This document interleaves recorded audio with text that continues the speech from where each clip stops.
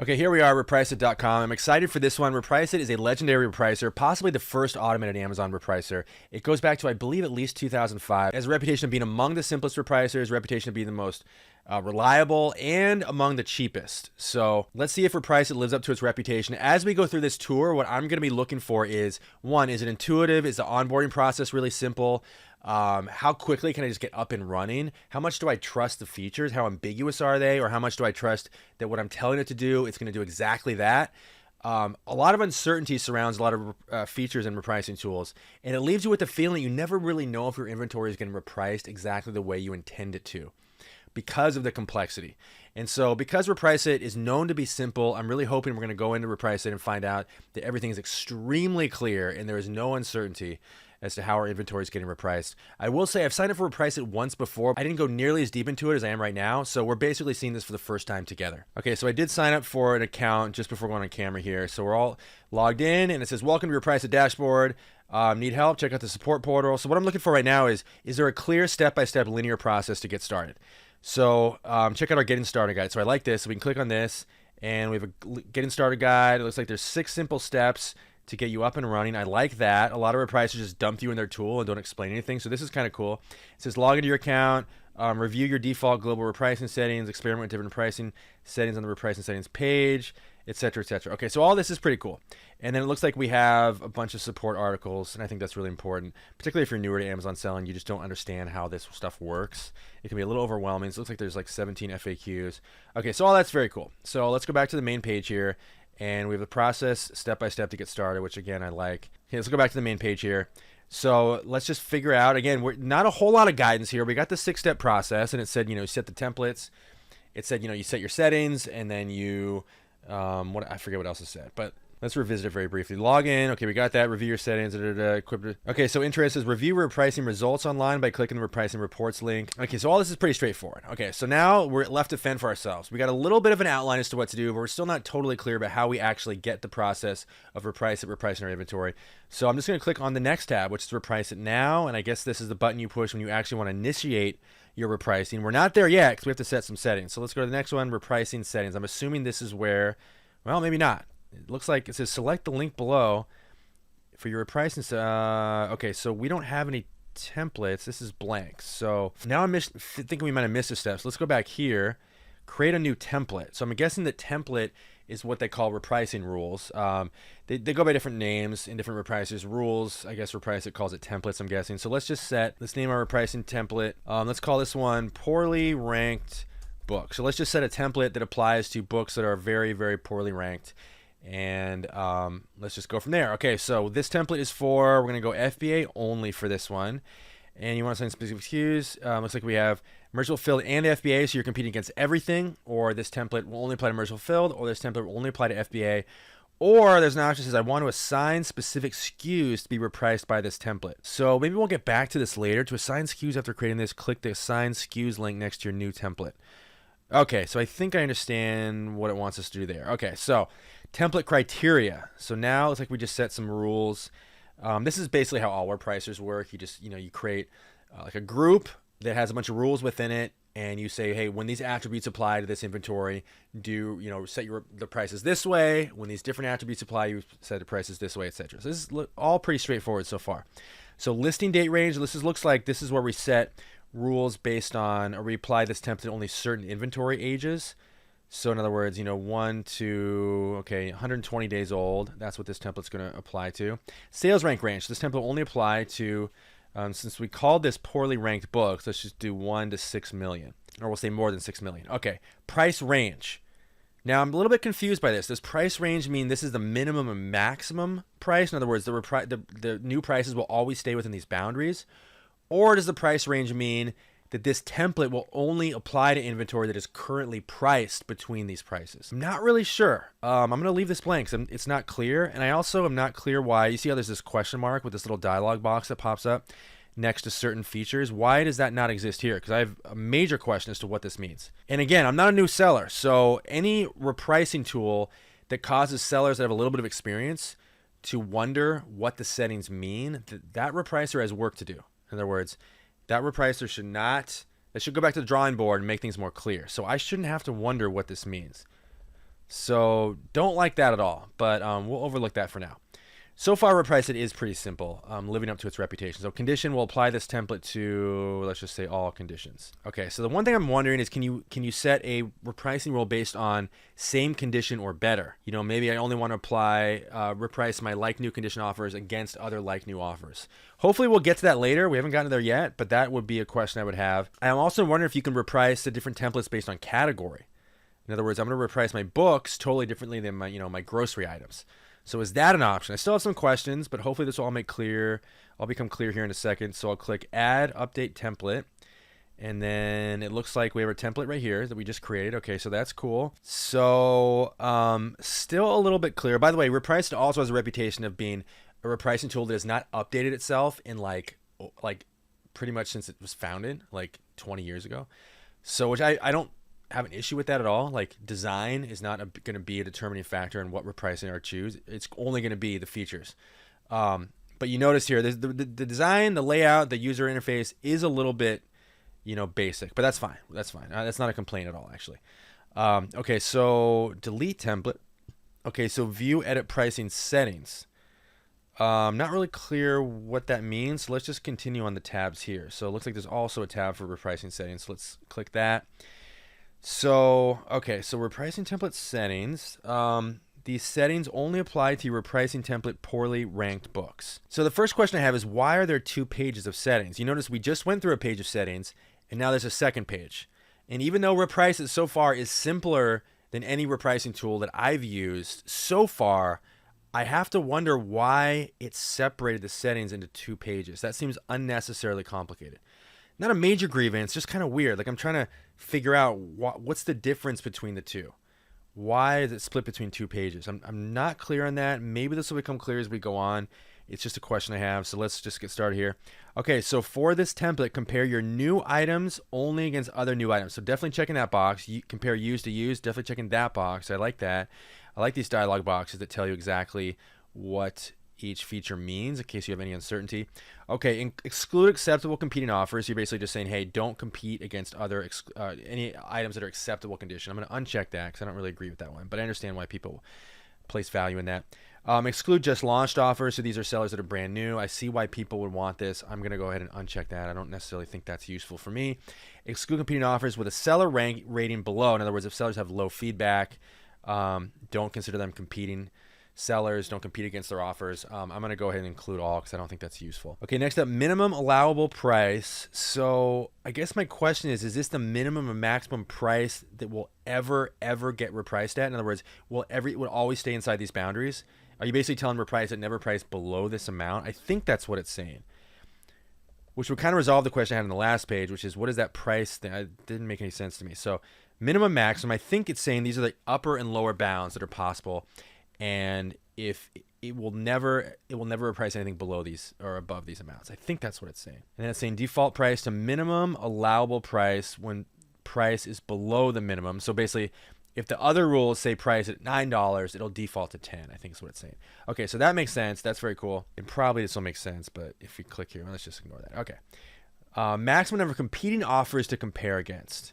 Not really clear what that means. Enter the maximum number of competing offers you would like to compare against when repricing a given inventory item. For example, if you set this value to 5, only the 5 lowest competing offers will be considered in the repricing calculations.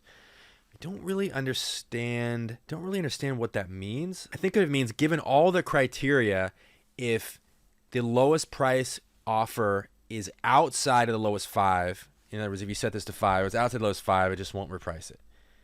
Not entirely clear what the value of that is, but I think I get it. Like, in other words, you don't want to price yourself 6th, 7th, 8th, 9th in line. I guess I get it. I'm still a little unclear, but let's move on.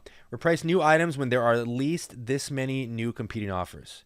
Okay, so this is kind of, I think what this is saying is, if there's a low competition item, in other words, you're only competing against 1 or 2 other sellers or 3 or 4 or whatever, don't reprice it. And the point of that would be, if you are up against an item and you have something listed for sale and there are very, very few other competing sellers or possibly no other competing sellers, then maybe you want to reprice that manually because you have a lot more latitude about how you can price something, and maybe you don't want to surrender it to automation. You want to go ahead and set a price manually because you can get a little more bolder. I think that's what this means. So if that's the case, if I'm reading that right, that's very useful. Default price when there are 0 or too few competing offers. Okay, so this is basically saying if there's either no other competing offers or there are a very small number, default to some really high price, so like $99. So I like that a lot. That's cool. If the price for an item goes down more than this, then do not reprice. Okay, so it's saying if it calls for the price to drop below this percentage amount. So I'm trying to understand why there's no dollar amount. I think what it, okay, so there's a little bit of confusion here, but I think what's happening here is it's saying even if the price is within these boundaries in terms of the dollar amount, if the pricing rules call for your inventory item to drop its price more than this percentage amount, then always use this as a secondary floor, a secondary boundary. I think that's what it's saying, which is useful. So like you just be like, okay, never price anything more than, never drop the price more than 50%. I don't quite understand why you'd want to, there's probably a good reason I'm just not thinking of right now, but I don't quite understand why you wouldn't want to raise the price above a certain amount. So I'm going to leave that alone. But I understand why those are there. Okay, so repricing modes. Reprice my inventory at the lowest possible competing price. Reprice my item at the lowest in the same condition or better. Reprice my items against the buy box owner, or reprice my items using intelligent repricing. Okay, so let's go through each of these. Looks like we can only choose one at a time, which I guess that makes sense. So it's saying reprice my item at the lowest possible competing price. And I think what that means is, given the settings we set on the last page, which again, very confused why it's on 2 pages. I'm still kind of hung up on that, but I'm going to try to move past that.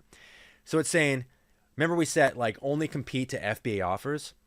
So I think it's saying, given that you're only competing with FBA offers and you're only competing with FBA offers within a certain sales rank range, reprice my inventory at the lowest possible, in this case, FBA price, because we set only compete with FBA offers on the first page. I think that's what that means. This page, a setting I referenced earlier that I was hoping it would have, is reprice my items against the same condition or better. I'm not really clear why you can't say compete against the lowest possible price only if it's the same condition or better. Or maybe that is what it's saying. I'm not clear why these are mutually exclusive. You notice if you click this, you can't click this. That's a little confusing to me. So I guess let's move on. Reprice only against the buy box. It's a very common pricing strategy where you're only competing against the other against buy box offers. I get that. Not how I reprice, but I get it. Reprice my items using intelligent repricing. Now, you guys, I hope that RepriceIt is not one of those repricers that has what I call the just trust me bro approach, or a just trust me bro option. I've seen this in other repricers I've looked at. I cannot stand it. I would strongly, urgently advise against ever turning over your inventory to any repricer that has what I call the just trust me bro option, which is, well, I'll explain that in a second. I'll explain it right now. What that means is any setting where the repricing rule, you're basically checking a box or setting a setting where those settings and that logic being used to reprice your inventory is not 100% transparent. So you see a lot of repricers, Be Cool is the biggest offender, but a bunch of repricers do this where they've got something they just call their proprietary AI repricing formula. And you just check the box and you say, okay, you want to like, you try to do any scrutiny into exactly what the AI formula is, they won't tell you. They just say, we've got our crack team of like engineers on this and we've determined this algorithmically, the ideal pricing formula for this particular, it's just like, just tell me what you're doing. I work really hard for my inventory. Tell me exactly what you're doing. Don't hide anything from me. I'm not just going to trust you because I don't know you, right? So let's figure this out here. I'm very concerned that's what RepriceIt's doing here. So it says, this is the default repricing algorithm. Okay, I don't like that word algorithm. Algorithm usually implies we're not going to tell you what we're doing. But let's give it the benefit of the doubt for now. And generally recommended in most cases. The majority of our time, effort, and research have gone in developing this sophisticated repricing algorithm, so why not take advantage of it? Okay, you guys, I'm already annoyed. This already has a condescending tone. This is exactly what I have railed against any Amazon seller surrendering their hard-earned inventory over to any algorithm or formula, again, that is not 100% transparent. So I don't like where it's, remember I just kind of said this a second ago, I was like, they all have this attitude of like, we have all these engineers and we're really smart and you should just trust us. It's like, why? Like, I literally don't know you. I have no idea if you have my best interest in mind. So as I'm reading this, I'm getting that kind of vibe where they're saying we put a bunch of time and research into this algorithm, but like, what is the algorithm? Like, I've got to know. I 0% chance. I'm taking inventory that I sweated and sometimes bled for, and just allowing you to, and just surrendering it to you, and have you just say, oh, trust us, we know what we're doing. Absolutely not. And any seller that does that blindly and puts that blind trust in any software tool, I would argue is committing a crime against humanity, and you are shaming your ancestors. No, but seriously, guys, let's go on. I don't like this. In a nutshell, the repricing engine. Okay, engine. Stop using buzzwords. For the love of God, all these repricers, just stop the jargon. Just tell us what you're doing. I lost track here. The repricing engine will first eliminate any outline prices, those that are too low and too high, and then from there it will determine where best to set your price given the condition of your item and the competitive environment, such as competing prices, conditions, and seller ratings, all the while applying rules that you set. The repricing engine will also try and position your item to sell, but it will also protect your prices by not following poorly priced competing lowball and highball offers that are too far out of line. This is as bad as I anticipated. I felt kind of bad a second ago where I was like, I should probably, before I go on a rant, I should probably actually find out what this intelligent repricing is. But this is as bad as I thought. It's exactly what I said. It's the trust me bro option. Why would I do this? Why would I turn my inventory over to you? Like, I have no idea if you have my best interest in mind. I have no idea. You don't know me. You don't know how badly I need money this month. You don't know anything about me. How could your algorithm possibly know how to price my inventory? Pricing is deeply personal. It is the most sensitive part of an Amazon selling business. How could you possibly look a seller in the eye, virtually speaking, and say, just trust me? Crazy, crazy, crazy. So I can't stand this. I was like pretty neutral about RepriceIt up to this point. I cannot stand this. Now, it's optional. You can opt out of it. But my trust is basically very, very broken with RepriceIt right now. Now, I could have to eat my words. It's possible somewhere RepriceIt breaks down its, quote, intelligent pricing algorithm and explains everything, and it is transparent. If that's the case, I promise to edit this part out, this video, before it goes live. Okay? But I'm going to go ahead and guess there's no transparency whatsoever. And yeah, trust me, bro, it doesn't work for me. Okay. And again, sorry to go in rant mode, but I got to say something else here. You notice how there's no option to price against the second and third lowest offer? In other words, you can only chase the lowest price downward. Now, I already knew this because any repricer that's dependent on Amazon's API is subject to those limitations. It can't see the second and third, fourth lowest price. So I already knew this, but it's worth mentioning that RepriceIt has a massive blind spot here. I've done a separate video about this where I talk about all the blind spots of different repricers. There's two in particular that are huge. But I got to tell you, this is a major, major issue. Like the fact that all these repricing tools can only chase the lowest price downward, and you can't say, hey, price like $1 above the second lowest or like whatever. It's craziness. So I can't stand that. But again, it's not their fault. They're just API dependent. So there's nothing they can do about it. And so if you guys don't know, I built my own repricing tool called RepriceIt specifically to solve this problem, among several others. But this is probably what the top one or two problems I was trying to solve, which is build the first repricer that allows you to compete against not just the lowest price where you're just chasing the price down, but actually raise prices second, third lowest in relation to the second and third lowest. Like that's huge. So anyway, that's over.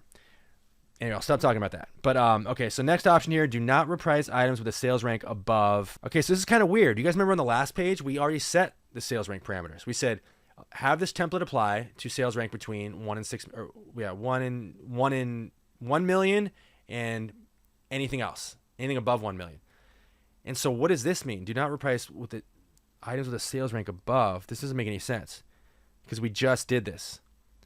So why are we setting the sales rank parameters twice? Very, very confusing. Like I'm sitting here trying to even like come up with a theory as to why you would set two sales rank settings, and I can't come up with it. And this little dialog box doesn't make any sense either. So very, very weird. I'm absolutely going to ignore that because that's a big, big question mark. Like there should be no ambiguity when it comes to sales rank. Sales rank is fundamental to any pricing strategy. So huge ding against RepriceIt here. Like, I don't care if there is an explanation for this. The fact that the explanation is not provided is actually pretty insane. So totally do not like that. Okay, moving on. Only reprice an item when the price goes up. That's kind of interesting. It says we call this positive repricing. It's a great way to protect. So, okay, so it appears to be saying that you will basically, RepriceIt will never drop your price. It will only raise it, which is good and it's not good. It's not realistic because that's just the reality of selling on Amazon. Prices go down. You will get underpriced. So I don't want a repricer that never drops my price, but I do want a repricer that will raise my prices when it should. So this kind of only gets half of it right. So it's not an ideal scenario here, but it's kind of cool. I certainly don't want to tell any repricer only raise my prices, but I guess I like that they thought of this. I mean, most repricers just blindly, their whole thing is just like sales, like just like drop until you get a sale. Like that's basically how all like the fundamental philosophy of every other repricer that I've used is just drop, which is just like insanity, right? So that's kind of cool they added this, but I'm not really clear how functional that is in the real world. Okay. Next up, price against Amazon, never price above Amazon. So definitely checking that box. Percentage amount to price below Amazon. So this is how much to price below Amazon when you're only competing with Amazon. So that's kind of cool. So definitely like that. So I think 10% is probably actually. Next up, how much do you want to price below or above the offer you're competing against? You can only select one option. Interesting. So remember, we set the settings. I think it was to compete against the lowest price FBA offer. So now it's just saying, how do you want to price in relation to that? Fixed price adjustment. I guess $0 would be match. Percentage price adjustment below. So you can say always underpriced by 1% or something. Percentage price adjustment above. So you can say always raise the price $1. What I'm not clear about is, I understand the percentage, so above or below, but why can you not go above or below with price? That's really weird. Like, do I put a negative sign in front of this if I wanted to drop it? Let's see this. Set the fixed price amount that you want to undercut your target offer. Okay, so interesting. So it will only drop the price by $1 amount, but it won't raise the price by $1 amount. Okay, other thing I want to mention that I didn't mention, when it comes to the sales rank, the fact that it only offers pre-formatted options, in other words, like 1 million, 1.5 million, and you can't actually manually enter sales rank values, that's a big ding against RepriceIt, in my opinion. And the fact that let's go back to the sales rank. Yeah, let's go back to the sales rank here. So you notice how it's like, it goes in increments of like from 500,000 to 750 million, then it jumps up a million at a time beyond that. I should be able to enter something manually there. So I don't like that at all. I kind of just thought, I just like popped in my head as I was going through here. Okay, so back to business. So we're going to go ahead and say, the other thing that's really weird, sorry, I'm going really detailed here. I'm just kind of letting you know how I think about repricing. Why do I only have the option, or why do I have the option of pricing above and below? Like why am I able to do all three of these at once? That makes no sense. So what does it do? It's gridlocked. I'm telling it to price below by 1% and above by 1%. So which is it going to do? And then what if I set that? Is it going to give me an error? Let's find out. You cannot set both fixed price. Okay, so yeah, that is what happened. Okay, so I was wrong. So we have to choose. So we'll just go always raise the price by 1%, and then we'll just do 0. Okay. So moving on. The following settings apply only to FBA items. Compare your FBA items against both FBA and non-FBA. Again, I thought we already did this. This whole 2-page thing is very confusing. I don't understand the difference. Compare your FBA items against only other FBA offers. Again, we already did that. Compare your non-FBA offers only if no other FBA offers found. Okay. I'm not understanding why we're being asked to set the same setting twice. That's very, very weird. The following setting applies only to your merchant fulfilled items. But again, on the first page, sorry to sound like a broken record, on the first page, we literally clearly said this is only for FBA offers. Very weird. Upload my price changes to Amazon after repricing. Okay, so this is kind of interesting. It seems to indicate, check this box. Let's see. If you want to have your repricing pricing changes upload to Amazon following repricing. So, okay, so it looks like we actually have the option. This is actually cool. Most repricers, in my experience, don't have this option. It looks like we have the option with RepriceIt to actually see pricing changes before we commit to them. So I like that a lot. That's very cool. So if I'm reading this right, so we're gonna go ahead and not check that. Upload my price changes to my FTP. I don't really understand that. Okay, so we're gonna click Save Settings, and that's that. So we just created. I'm not saying these are exactly how I would set the pricing rules. I don't plan to make this live, by the way. These repricing rules. I'm just kind of doing this for the sake of this video. So I might do this differently if I was actually going to reprice my inventory, but for now, enough. So we saw everything. Okay, so those are prices. What are item settings? Let's check this out. So item settings list, add individual items. So what does this mean? It says SKU is I know what a SKU is. So very confused by this. So it looks like this is where we set a minimum and maximum price for a SKU, but I thought we already did that. We already set a minimum and maximum. So why? I guess this is what you do on a per SKU basis. But then my next question is, can I enter a partial SKU? If I have 5,000 items, that means I have to enter 5,000 different SKUs, according to what I'm seeing here, which is insanity, right? So, and then the item cost, I guess we enter our buy cost. Let's say it's $1. Minimum profit markup. So it's saying, enter a decimal value for your minimum profit margin. For example, if the cost of your item is $10 and you want a minimum profit margin of $10, then the minimum allowable price will be $11. Although that's not really a 10% profit margin because Amazon's fees are not strictly percentage based. It gets us close, but it's not really doing what it tells us it's doing. Unless I'm completely misunderstanding something, Amazon's fees, there's variable fees and there's fixed percentage fees. So setting a minimum price of $11 if you want a 10% profit margin is not going to give you a 10% profit margin. It's going to be close to it, but it's not going to be exact. So that's kind of weird. And then maximum allowable loss. Enter a decimal value. Oh, so this is basically just the inverse of that. How much further it'll go below. Okay, so I kind of get that, but not really. The SKU thing is weird. Like, why am against most sellers, even if your inventory is small, you've got 100 items, even entering 100 SKUs would be out of the question. So that's really weird. So I'm just not really feeling this. I don't get what this even is. Why can't I just globally set a minimum and maximum? Why do I have to do it per SKU? Maybe this will make sense here if I go to a different, add new items from your current inventory list. Okay, I don't know what that, I haven't synced my inventory yet, so maybe that would make sense if I did. Okay, I'm guessing my inventory would load here if I'd actually synced my inventory. I'm not really clear. So this whole item settings page is really strange. It just doesn't make any sense. It's not clear. Let's read the text here. It says, use one of the below links to enter specific minimum and maximum prices on an item by item basis to be used when repricing.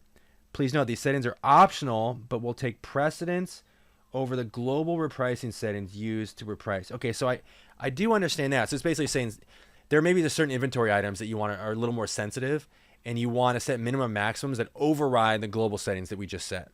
That kind of makes sense. But to have to do it one SKU at a time, like why can I not enter a partial SKU? If I've got a naming convention where it's just like all my textbooks have the word text in it, and I want to set a minimum maximum for my textbooks differently than other books, why can't I just enter the word text? That's really, really weird. Like almost incomprehensibly weird that it would omit that. Like they must get complaints about that all the time. So that's weird. Okay, exclude items. Okay, so you can exclude items from being repriced with this. Okay, so that makes sense. So you can add a SKU, and let's see is this what I meant by partial SKU? It looks like a wildcard option. Set this option if you're entering a SKU that you want to use as a wildcard. Okay, so yes, this is what I was referencing in regards to partial SKU. So you can just enter like in the example I gave you a second ago, the word text and then an asterisk after, and it will take any SKU with the word text in it and exclude it from being repriced. So while that's cool, why is this only an option with exclude items? Why is it not an option with, that's really weird. Why is it not an option with the one we just looked at where we're setting the minimum maximum? Again, they have that technology. Why wouldn't they just apply it to the page we just looked at? That makes no sense. It's actually kind of insane. It's so insane that it's like they must get complaints about this on a daily basis. So why would they not just add this? I'm pretty sure I'm not the crazy one here. I usually am, but in this instance, I understand pricing very well. So that's very confusing. Okay, so exclude items. Account, I'm assuming, is where we just handle basic account stuff. Repricing reports. I'm guessing this is where we can review prices before we commit to them, which is cool. That's it, you guys. Okay, so let's recap what we just went through. This is me seeing RepriceIt basically for the first time. We went through this together. So here are my thoughts. First of all, RepriceIt does live up to its reputation of being probably the simplest repricer, definitely the simplest one I've looked at. There's nothing, again, still some ambiguity, some things I don't like, some things that are unnecessarily confusing, but it gets the job done, right? And at the price point, that's the most you can hope for, right? There's still some major issues I have with RepriceIt. Number one, the inability to price against the second and third lowest competing price. You're just chasing prices downward. Now, all repricers, except for one that are out there, which to be fair is mine. Sorry to plug, but all repricers out there besides one don't have this option as well. So this is not specific to RepriceIt. It's just insane that you would ever reprice your inventory where you're only competing with the lowest price. I mean, that's just, you're just chasing other prices downward, and it's that race to the bottom. So that's crazy. Major blind spot of RepriceIt also is the inability to set pricing rules based on category. I don't understand it. You can't set one pricing rule for books, or one template as they call it, and one for grocery or anything else. It's not possible. Totally insane to me. Don't understand it. You can't reprice by partial SKU. Like, you can't set a rule saying, hey, if this text string appears in the SKU, reprice it this way. For everything else, reprice it this way. That's also pretty fundamental to being able to reprice your inventory accurately. And that's just not an option. So that's kind of too bonkers to even believe. Several other things are kind of weird and just confused. I don't really get it. The inability to manually enter sales rank ranges. I don't like that there's pre-formatted ones. That really bothers me. You can't get as granular as I think sellers should be able to. I think most people look at RepriceIt and they just go, hey, yeah, it's got some deficits. It's got some issues. It's got some things that are missing. There's a lot of things I wish it would do that it doesn't do. But for the price, I'm going to go ahead and just put up with it. And I understand that. I'm probably frugal to a fault, as I always say. Like, I am definitely basically as cheap as it gets. So I get that. On the positive side, oh, and the other big thing is that whole intelligent pricing thing, the don't just trust me, bro option. Really don't like that. In fact, that really undermines, in my mind, RepriceIt's credibility. Like, why would you ever bait your users into a repricing formula without disclosing what that formula is? Really don't like that. But again, basically what I saw here is what I expected. Very simple tool, hasn't been updated in a long time, but I think its users expect that and they're fine with it because of the price. So that's it, you guys. This is Peter Valley signing off. Thank you guys so much. If you want to check out another repricer that does things very differently, there's one called NeuroPrice. I happen to have invented it, so yes, I'm biased, but click the link below to see that. Thank you guys so much, and I'll see you guys in my next video.